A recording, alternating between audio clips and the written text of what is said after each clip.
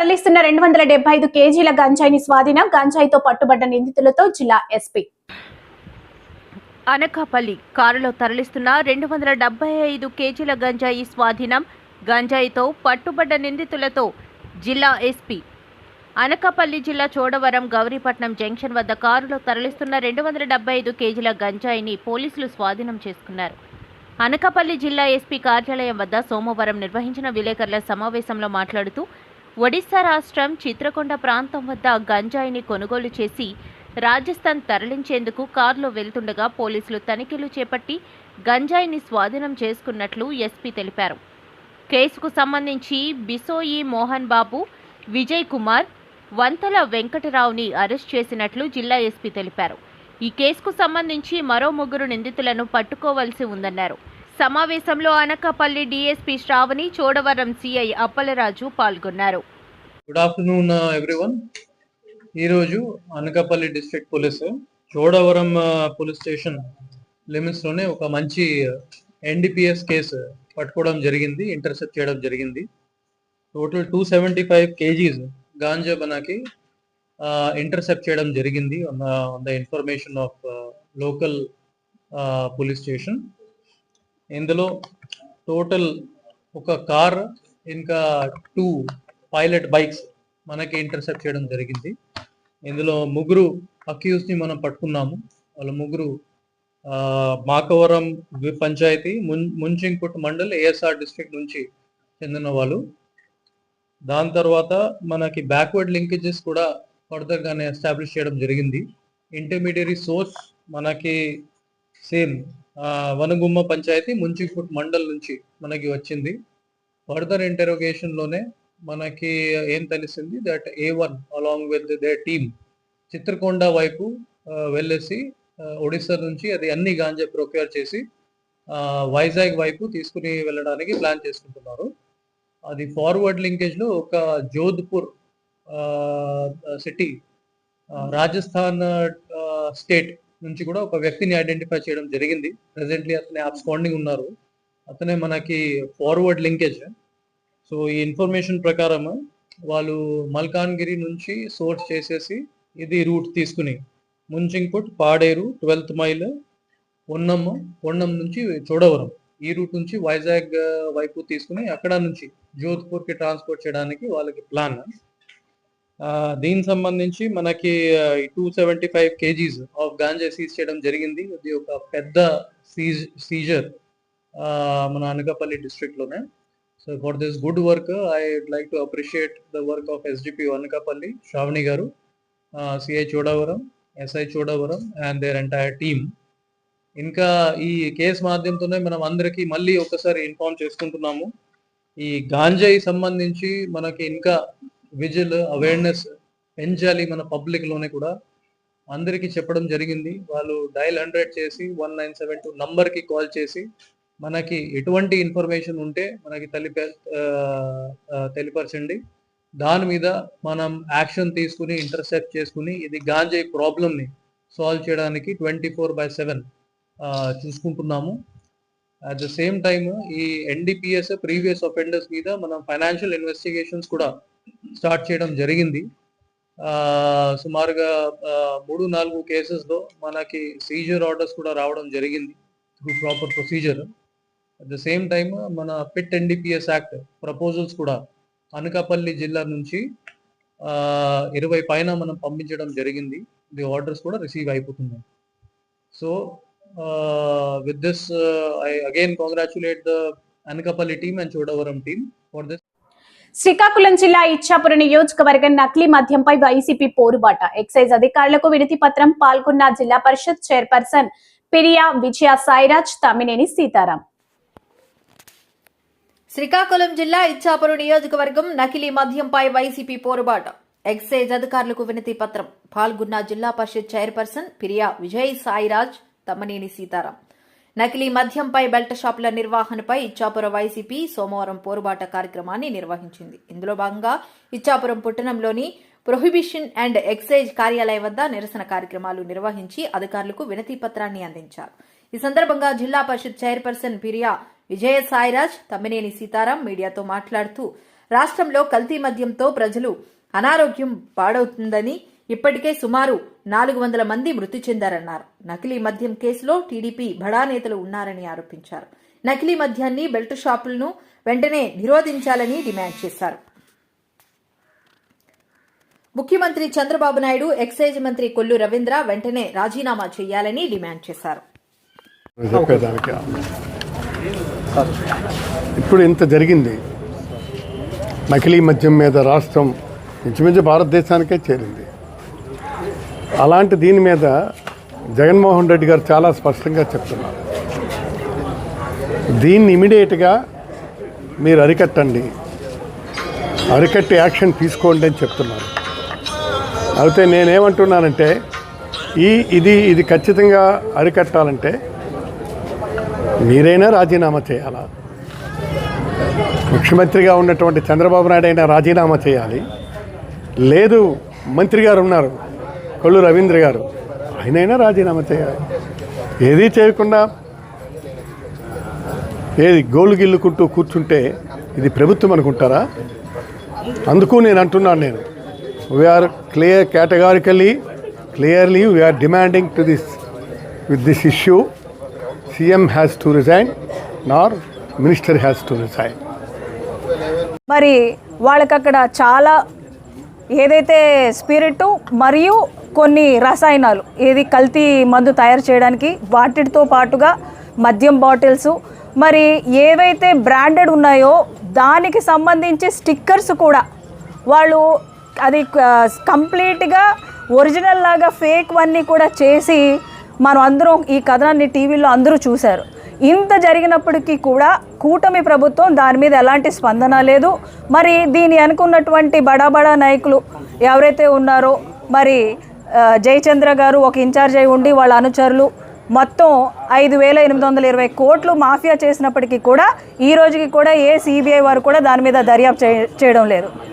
మరి గతంలో మరి జగన్మోహన్ రెడ్డి గారి ప్రభుత్వం ఉన్నప్పుడు మేము ఈ మద్యాన్ని అంచెల వారీగా నిర్మూలించడం కోసమని ఏవైతే ఈ మద్యం షాప్స్ ఉన్నాయో వాటన్నిటినీ కూడా ఒక టైం లిమిట్ కురుపాం గిరిజన విద్యార్థుల అంశాన్ని జాతీయ స్థాయిలో తీసుకెళ్లే ఉద్దేశంతో వైసీపీ అడుగులు వేస్తుంది. సోమవారం ఆ పార్టీ నేతలు బృందం జాతీయ మానవ హక్కుల సంఘాన్ని కలిసింది.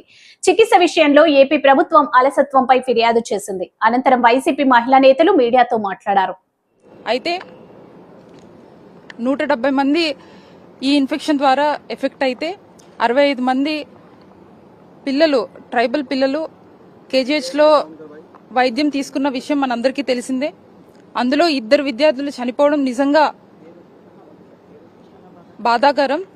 అయితే దీన్ని నేషనల్ హ్యూమన్ రైట్స్ కమిషన్కి ఆర్టికల్ 21 హ్యూమన్ రైట్స్ వైలేషన్ గా కంప్లైంట్ ఇవ్వడం జరిగింది. అయితే వీటిలో మేము హ్యూమన్ రైట్స్ కమిషన్ని కోరేది ఒకటే, స్పెషల్ ఇన్వెస్టిగేషన్ టీమ్ని under national human rights commission అండర్లో పెట్టి ఇన్వెస్టిగేట్ చేయమని, అదేవిధంగా ఇప్పుడు ప్రస్తుత ప్రభుత్వం ఏదైతే ఉందో దాన్ని ఇంతకు ముందు చనిపోయిన 2 పిల్లలకి కూడా ఎందుకు పోస్ట్ మార్టం చేయలేదు, అదేవిధంగా ఇంత జరుగుతున్నా కూడా ఈ రోజుకి ఆ గురుకుల పాఠశాలలోనే కాకుండా చుట్టుపక్కల ఉన్న ఏకలవ్య స్కూల్ కూడా ఈ ఇన్ఫెక్షన్ స్ప్రెడ్ అయ్యి అక్కడ కూడా దాదాపు 80 మంది పిల్లలు ఎఫెక్ట్ అవ్వడం అన్నది నిజంగా బాధాకరం. అయితే ఇంత జరుగుతున్నా కూడా ఎందుకు స్టేట్ గవర్నమెంట్ ఉలుకు లేకుండా పలుకు లేకుండా ఉంది అని చెప్పి ప్రశ్నించమని చెప్పేసి మేము నేషనల్ హ్యూమన్ రైట్స్ వాళ్ళని కోరుకోవడం జరిగింది. అదేవిధంగా ఎవరైతే పిల్లలు చనిపోయారో వాళ్ళకి ఖచ్చితంగా కంపెన్సేషన్ అన్నది, ఫైనాన్షియల్ సపోర్ట్ అన్నది స్టేట్ గవర్నమెంట్ ఇవ్వాల్సిందిగా డిమాండ్ చేస్తూ మేము కమిషన్ ముందు పెట్టాము. అదేవిధంగా బేసిక్ ఒక ట్రైబల్ విద్యార్థులు, ఒక ట్రైబల్ పిల్లలు అంటే పూర్వం నుండి మనం చూసుకుంటే ఆడవాళ్ళు అసలు బయటకు వచ్చే పరిస్థితుల్లోనే ఉండేది కాదు. అది మరీ ముఖ్యంగా మా గిరిజన ప్రాంతంలోని పిల్లలు బయటకు వచ్చి చదువుకొని మంచి పొజిషన్లో ఉంటారని చెప్పి ఎంతో కలగని పేరెంట్స్ అందరూ పంపిస్తే కనీసం బేసిక్ ఫెసిలిటీస్ లేక ఒక త్రాగునీటిలోని మలం కలవడం అన్నది నిజంగా బాధాకరం. అయితే దీన్ని ప్రాపర్ గా ఇన్వెస్టిగేట్ చేయాలని చెప్పి వైఎస్ఆర్ కాంగ్రెస్ పార్టీ తరపున ఈరోజు హ్యూమన్ రైట్స్ కమిషన్ కి మేము అందరూ వచ్చి రిప్రజెంటేషన్ లెటర్ ఇవ్వడం జరిగింది. అదేవిధంగా ఇన్ రీసెంట్ డేస్ లోని మా వైఎస్ఆర్ కాంగ్రెస్ పార్టీ అధ్యక్షులు మాజీ ముఖ్యమంత్రి వర్యులు జగన్మోహన్ రెడ్డి గారు కూడా పిల్లల్ని పరామర్శించి చనిపోయిన పిల్లలు ఎవరైతే ఉన్నారో వాళ్ళకి 5 లక్షల చొప్పున కాంపెన్సేషన్ ఇవ్వడం కూడా జరిగింది. అందరం కూడా చైర్పర్సన్ గారిని కలవడం జరిగింది. ఇష్యూ ఏంటి అనంటే గత కొన్ని రోజులుగా ఆంధ్ర రాష్ట్రంలో బర్నింగ్ ఇష్యూ అయినటువంటి ట్రైబల్ గురుకుల పాఠశాలలో ఒకేసారి 170 మంది పిల్లలు హెపటైటిస్ ఏ పౌర సరఫరాల శాఖలో సంస్కరణలు తీసుకొస్తున్నానని, మార్పు మొదలవుతుందని మంత్రి నాదెండ్ల మనోహర్ తెలిపారు. విశాఖలో పీడీఎస్ బియ్యాన్ని గుర్తించే ర్యాపిడ్ కిట్స్ ను ఆయన ఆవిష్కరించి మాట్లాడారు. ఇక గత ఏడాది కాకినాడ పోర్టులో బియ్యం అక్రమ రవాణాపై చర్యలు చేపట్టినట్లు తెలిపారు. అంతర్జాతీయ సంస్థలతో మన కేంద్ర ప్రభుత్వం ఏ విధంగా న్యూట్రిషన్ వాల్యూ పెంచాలి, ప్రతి మానవుడికి ఏ విధంగా మనం ఉపయోగపడగలుగుతాం భారతదేశంలో ఆలోచించి ఈ ఫార్టిఫైడ్ రైస్ కర్నల్స్ అంటారు, ఎఫ్ఆర్కే అంటారండి, వాటిని 1% ప్రతి బస్తాలో కూడా కలుపుతాం. దాంట్లో అనేక వైటమిన్స్ ఉంటాయి. మన బాడీకి ఉపయోగపడే ఆ కర్నల్స్ని తెలియక కొంతమంది ప్లాస్టిక్ రైస్ వచ్చిందనే భావన వ్యక్తపరుస్తూ ఉంటారు. కానీ వాస్తవం ఏంటంటే బియ్యంతో పాటు 100 కిలోల బియ్యంలో 1 కిలో ఫార్టిఫైడ్ రైస్ కర్నల్స్ కలుపుతాం. పౌష్టికాహారం పెంచడానికి కోసం, మనకు రావాల్సిన న్యూట్రియంట్స్ ఉండాలనే ఉద్దేశంతో కేంద్ర ప్రభుత్వం అందిస్తున్న గైడ్లైన్స్ ప్రకారంగానే ఇది జరుగుతుంది. ఇది రాష్ట్ర ప్రభుత్వం కేంద్ర ప్రభుత్వం సంయుక్తంగా చేసే కార్యక్రమం. సో ఖచ్చితంగా మీ సలహాలు సూచనలు ఇందులో కరెక్ట్. రాబోయే రోజుల్లో కూడా నేను ఇంకో మాట ఇస్తున్నాను, మీకు బహిరంగానే చెప్తున్నాను. ఈ సంవత్సరం నుంచి ఖచ్చితంగా మీరు క్వాలిటీ కూడా చూస్తారు, మీరు మెరుగుపడే విధంగా. సో ఆ మెరుగుపడిన బియ్యాన్ని మేము ప్రజలకు అందిస్తున్నప్పుడు ఈ ఒక సిస్టమేటిక్ క్యాంపెయిన్ ఒకటి తీసుకెళ్ళి ప్రజలకు అవగాహన కలిగే విధంగా తప్పకుండా మేము ఆ కార్యాచరణ రూపొందిస్తాం.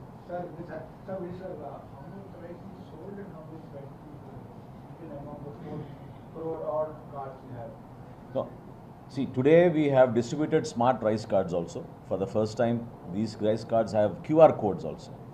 So we are able to get technical data on a real-time basis now.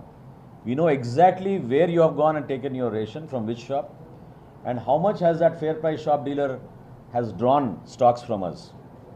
And we can immediately tally. దీంతో పాటు మీరు అడిగిన ప్రశ్నకి 4,42,00,000 మందికి లబ్ధిదారులకి ఈ కార్డులు సరఫరా జరిగిపోయినాయి. రాబోయే రోజుల్లో మేము ఈ టెక్నాలజీని ఉపయోగించుకుని ఖచ్చితంగా ఈ రోజు వరకు 89% మాకు ప్రతి నెల వినియోగిస్తున్నారనే విషయం మాకు టెక్నికల్గా వస్తున్న సమాచారం. ఈ 11% వాళ్ళు ఊర్లో లేకపోవడం వలన, లేదా ఏమైనా వినియోగించుకోవడం లేదా, కొంతమంది రైస్ కార్డుని ఐడి కార్డులుగా మార్చేసుకున్నారు కాబట్టి ఎక్కువగా దానిపైన ఆధారపడుతున్నారు కాబట్టి అది కూడా మాకు ఒక సమస్య. ఎందుకంటే 5 కోట్ల జనాభాలో ఈరోజు 4,42,00,000 మందికి రైస్ కార్డ్స్ ఇచ్చామంటే దాని వెనక ఒక సోషల్ కాజ్ కూడా ఉంటుంది. ప్రభుత్వ పథకాలు రావేమో అనే ఒక ఆందోళనతోటి చాలామంది ఆ కార్డ్స్ కూడా ఉంచుకోవచ్చు.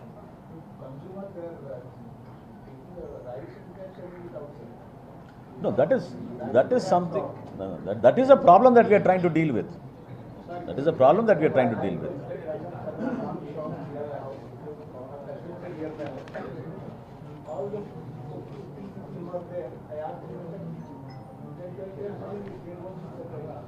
మార్పు చేస్తాం. No, I'm confident. I'm confident. నమస్తే, welcome back. KTV Visakha voice. కల్తీ మద్యంపై సిబిఐ విచారణ చేయాలి. నర్సీపట్నం ఎక్సైజ్ సిఐకి వినతి పత్రం ఇచ్చిన నర్సీపట్నం మాజీ ఎమ్మెల్యే పెట్ల ఉమాశంకర్ గణేష్. కల్తీ మద్యంపై సిబిఐ విచారణ చేయాలి. నర్సీపట్నం ఎక్సైజ్ సిఐకి వినతి పత్రం ఇచ్చిన నర్సీపట్నం మాజీ ఎమ్మెల్యే పెట్ల ఉమాశంకర్ గణేష్. నర్సీపట్నం నియోజకవర్గం మాజీ ఎమ్మెల్యే పెట్ల ఉమాశంకర్ గణేష్ కల్తీ మద్యం అరికట్టాలని నర్సీపట్నం ఎక్సైజ్ సిఐ సునీల్ కుమార్ కు వినతి పత్రం ఇచ్చి దీనిపైన సిబిఐ విచారణ చేపట్టాలని అన్నారు. కల్తీ మద్యంపై అనేక అనుమానాలు ఉన్నాయని, దీనిపై వెంటనే విచారణకు ఆదేశించాలని ఆయన డిమాండ్ చేశారు. ఈ కార్యక్రమంలో వైఎస్ఆర్సీపీ నాయకులు కార్యకర్తలు పాల్గొన్నారు. ఈరోజు వైఎస్ఆర్ కాంగ్రెస్ పార్టీ రాష్ట్ర అధ్యక్షులు వైఎస్ జగన్మోహన్ రెడ్డి గారి పిలుపు మేరకు ఈరోజు నర్సీపట్నంలో మరి ఎక్సైజ్ డిపార్ట్మెంట్ ద్వారా నిరసన కార్యక్రమం చేపట్టడం జరిగింది. అందులో భాగంగానే మరి ఎక్సైజ్ ఆఫీసర్లు కూడా ఒక రిప్రజెంటేషన్ కూడా ఇవ్వడం జరిగింది. అయితే ముఖ్యంగా ఏంటంటే ఈరోజు ఆంధ్రప్రదేశ్ రాష్ట్రంలో తెలుగుదేశం ప్రభుత్వ హయాంలో మద్యం, నకిలీ మద్యం ఎలాగుందంటే ఒక కుటీర పరిశ్రమల రాష్ట్రంలో అన్ని ప్రాంతాల్లో కూడా మరి తయారు చేసి మరి ప్రజల యొక్క ప్రాణాలను కూడా తీసే పరిస్థితి. అందుకనే దానికి వ్యతిరేకంగా ఈరోజు ప్రభుత్వానికి వ్యతిరేకంగా చేస్తున్న పనులకు వ్యతిరేకంగా ఈరోజు రాష్ట్ర వ్యాప్తంగా నిరసన కార్యక్రమం చేపడుతున్నాం. అందులో భాగంగా ఈరోజు నర్సీపట్నం నియోజకవర్గ వైఎస్ఆర్ కాంగ్రెస్ పార్టీ ఆధ్వర్యంలో మరి ఈ కార్యక్రమం కూడా చేపట్టడం జరుగుతుంది. అయితే ముఖ్యంగా చెప్పాలంటే ఈరోజు రాష్ట్రంలో ఈ ప్రభుత్వ పెద్దలు ఏదైతే తెలుగుదేశం పెద్దలు ఉన్నారో దాన్ని ఏం చేశారు, రాష్ట్రాన్ని అంతా కూడా ఒక మద్యం మత్తులో ముంచే సంగతి మనందరూ కూడా చూస్తున్నాం గత కొన్ని నాళ్ళ నుంచి కూడా. ముఖ్యంగా చెప్పాలంటే ఎక్కడెక్కడ నకిలీ మద్యం ఫ్యాక్టరీలు పెట్టేశారు చాలా చోట్ల రాష్ట్ర వ్యాప్తంగా. కల్తీ మందు తయారు చేయడం, ప్రజల ప్రాణాలను ప్రాణంగా పెట్టి కోట్లాది రూపాయలు మరి ఈ మధ్య కాలంలో గడిస్తున్న సంగతి చూసాం. మరి ఈ మధ్య కాలంలో చూస్తే ఒకసారి చిత్తూరు జిల్లా ఎలాగుందంటే తంబలపల్లి నియోజకవర్గంలో మలకల చెరువులో బయటపడ్డ తెలుగుదేశం పార్టీ వరకు కల్తీ వ్యాపారం బట్టబయలైంది. ఈరోజు దేశవ్యాప్తంగా రాష్ట్ర వ్యాప్తంగా అందరూ కూడా చూశారు. అది ఏంటి ఎలాగుందంటే నకిలీ మద్యం తాలూకా విధానం ఎలాగుందంటే కల్తీ మద్యాన్ని ఎలా తయారు చేస్తున్నారో చూసాం అందరం కూడా. దానికి ముడి సరుకుని ఎలా తెచ్చుకుంటున్నారో చూసాం. అలాగే కల్తీ మద్యం బాటిల్ని ఎలా తయారు చేస్తున్నారో చూపించారు. అలాగే వాటి లేబుల్ని కూడా ఎలా తయారు చేయారో చూసాం. బాటిల్ని పర్ఫెక్ట్గా మరి సీల్ ఎలా వేస్తున్నారు కూడా చూసి రాష్ట్ర వ్యాప్తంగా అంటే ఒక పెద్ద కంపెనీ, ఈ నకిలీ మద్యం కంపెనీ తెలుగుదేశం పార్టీ హయాంలో మరి చేస్తున్నారు. దాని ఎవరైతే తెలుగుదేశం పార్టీకి సంబంధించి గత ఎన్నికల్లో టీడీపీ ఇన్ఛార్జిగా మరి పోటీ చేసిన మరి తంబెల్లపల్లిలో పోటీ చేసిన దాసరపల్లి జయచంద్రారెడ్డి వారి తాలూకా పెద్ద ముఠా అంతా కూడా ఈ కార్యక్రమం చేపట్టడం జరుగుతుంది. అయితే ముఖ్యంగా ఏంటంటే వీరందరూ కూడా ముఠా అంతా కూడా ఏంటంటే నకిలీ మద్యం తయారు చేసి రాష్ట్రంలో ఉన్న తెలుగుదేశం పార్టీకి సంబంధించిన ఎవరైతే మరి ఈ చేతుల్లో లెక్కర్ షాపులు ఉన్నాయో లెక్కర్ షాపులందరూ కూడా ఈ నకిలీ మద్యం చేపట్టడం జరుగుతుంది, పంపిణీ చేయడం జరుగుతుంది. ముఖ్యంగా మన నర్సీపట్నంలో కూడా ఎవరైతే ఎవరి చేతుల్లో లెక్కర్ షాపులు ఉన్నాయో అన్నీ కూడా తెలుగుదేశం పార్టీ వాళ్ళే. నాకు తెలిసి ఇక్కడికే కూడా ఆ నకిలీ మద్యం అంతా కూడా నర్సీపట్నం. పార్వతీపురం మన్యం జిల్లా కురపాం ఏకలవ్య పాఠశాలలో విద్యార్థులకు పచ్చ కామర్లు సోకడంతో కురపాం సామాజిక ఆరోగ్య కేంద్రం ఏకలవ్య పాఠశాలను ఆదివారం మాజీ ఉప ముఖ్యమంత్రి పాముల పుష్ప శ్రీవాణి సందర్శించారు. ఈ సందర్భంగా పుష్ప శ్రీవాణి మీడియాతో మాట్లాడారు. ఈరోజు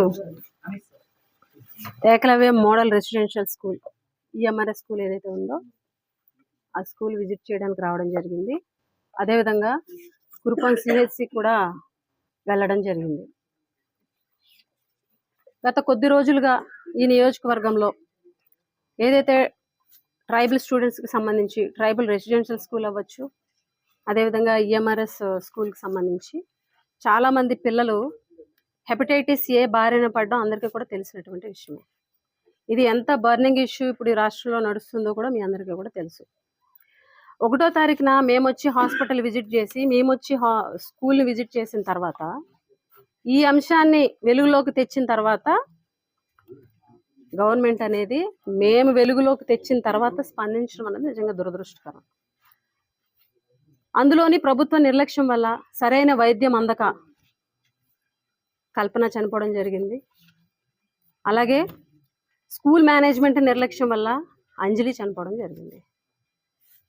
ఏది ఏమైనా కూడా ఇంతమంది ఒకేసారి చరిత్రలో ఎప్పుడూ లేనిది ఒక ఇన్స్టిట్యూట్ నుంచి 170 మంది స్టూడెంట్స్కి ఒకేసారి హెపటైటిస్ ఏ అనేది రావడం, ఎఫెక్ట్ అవ్వడం, ఇంకా రోజు రోజుకి కూడా పేషెంట్స్ పెరుగుతున్నారు, కేసెస్ పెరుగుతున్నాయి. ఏంటా అని చూస్తే ఆ ఇన్స్టిట్యూట్లో ఉన్నటువంటి వాటర్ కంటామినేషన్ వల్ల ఈ ఇష్యూ అనేది ఈ హెపటైటిస్ ఏ అనేది వ్యాప్తి చెందడం అనేది అందరూ కూడా చూశారు. మేము ఆ రోజే చెప్పాం. 1వ తారీఖున ప్రెస్ మీట్ పెట్టి నేను మాట్లాడిన రోజే చెప్పా, ఆ ఇన్స్టిట్యూట్కి ఈ ఇన్స్టిట్యూట్కి సేమ్ బోరు కాబట్టి ఆ రోజు 1వ తారీఖునే కురుపాం సిహెచ్సిలో ఏకలవ్య స్కూల్కి సంబంధించినటువంటి స్టూడెంట్స్ ఉన్నారు. అంటే ఏకలవ్య స్కూల్ కూడా ఇదే బోర్ నుంచి వాటర్ వెళ్తున్నాయి కాబట్టి వాటర్ కంటామినేషన్ వల్ల ఈ పరిస్థితి వచ్చింది కాబట్టి అమరావతిలో సిఆర్డీఏ కార్యాలయాన్ని సీఎం చంద్రబాబు ప్రారంభించారు. ఈ సందర్భంగా ముఖ్యమంత్రి మాట్లాడుతూ రాష్ట్ర విభజన తర్వాత ఏపీకి రాజధాని లేకుండా రాష్ట్రం ఏర్పడిందన్నారు. రాజధాని ఎక్కడ పెట్టాలో నిర్ణయించడానికి నాడు కేంద్రంలోని యూపీఏ ప్రభుత్వం కమిటీ వేసిందని తెలిపారు. గౌరవనీయులు నరేంద్ర గారు, శ్రీనివాసరావు గారు, పట్టాభి గారు, municipal administration secretary Suresh Kumar గారు, సిఆర్డీఏ కమిషనర్ కన్నబాబు గారు, అధికార యంత్రాంగానికి అందరికంటే ముఖ్యంగా ఈరోజు ఇక్కడ సిఆర్డీఏ ఆఫీస్ ఓపెన్ చేసుకున్నామంటే దానికి కారకులైన రైతు సోదరి సోదరమణులందరికీ నా నమస్కారాలు, అభినందనలు, శుభాభినందనలు. మీరు కూడా మీడియా కూడా తగ్గండి, సెక్యూరిటీ కదా దిగు. ఎగ్జాక్ట్గా ఈరోజు మీటింగ్ ఎట్లయితే పెట్టుకున్నామో నాకు లేక్ వ్యూ మీటింగ్లు జ్ఞాపకం వస్తున్నాయి. ఆ రోజు మొట్టమొదటిసారిగా రాష్ట్ర విభజన జరిగింది.